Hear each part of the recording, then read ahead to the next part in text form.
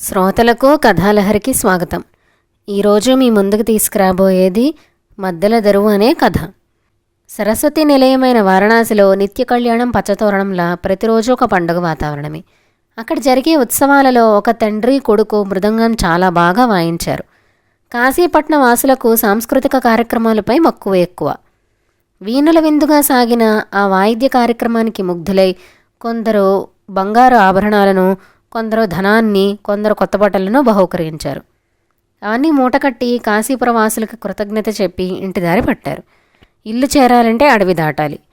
అడవి మధ్యలోకి వెళ్ళంగానే కొడుకు తమకు జరిగిన సన్మానాన్ని తలుచుకుని ఆనందం పట్టలేక మద్దెల దరువు మొదలుపెట్టాడు. తండ్రి, బాబూ, మద్దెల దరువుకి ఇది అనువైన స్థలం కాదురా, చడీ చప్పుడు లేకుండా మనం త్వరగా వెళ్ళిపోవాలి, లేకపోతే నీ మద్దెల దరువు చోరులను పిలుస్తుంది, వారు నిలువు దోపిడీ చేసేస్తారు, మనం సంపాదించిన ధనమంతా దొంగల పాలైపోతుందని హెచ్చరించాడు. కొడుకు ఉత్సాహం ఇంకా ఎక్కువైపోయింది. దాన్ని అరికట్టలేక అణుచుకోలేక ఇంకా ఇంకా గట్టిగా వాయించడం మొదలుపెట్టాడు.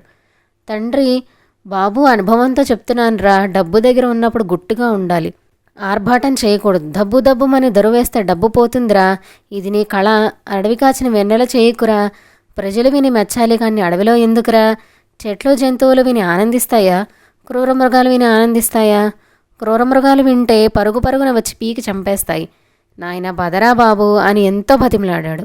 నచ్చజెప్పాడు. కొడుకు వినలేదు. మద్దెల దరువు ఆపలేదు. అతని అభ్యర్థన అరణ్యరోధనే అయిపోయింది.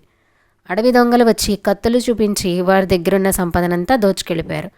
వారికి ఒక్క మద్దెలు మాత్రం మిగిలాయి. బతుకు జీవుడా, ప్రాణాలు దక్కేరా నాయన, బ్రతుకుంటే బలుసాకైనా తినచ్చని ఉత్తినే అనలేదు అని అన్నాడు తండ్రి. నన్ను క్షమించినాన్నా, నీ విలువైన మాటలు లెక్క చేయక విర్రవీగి ఇంత పని చేశాను, ఇక్కడి దాకా తీసుకొచ్చాను అని కంటికి ఏకధారగా ఏడ్చాడా కొడుకు. సరే, ఏం చేస్తానులే పద అంటూ కొడుకు తండ్రి ఇంటిదారి పట్టారు. తల్లిదండ్రులు ఏం చెప్పినా మన మంచి కొరే చెప్తారని అప్పటికి తెలుసుకున్నాడా కొడుకు. ఈ రోజుకి కథతో ముగిద్దామండి. తిరిగి ఇంకొక కథతో కలుద్దాం.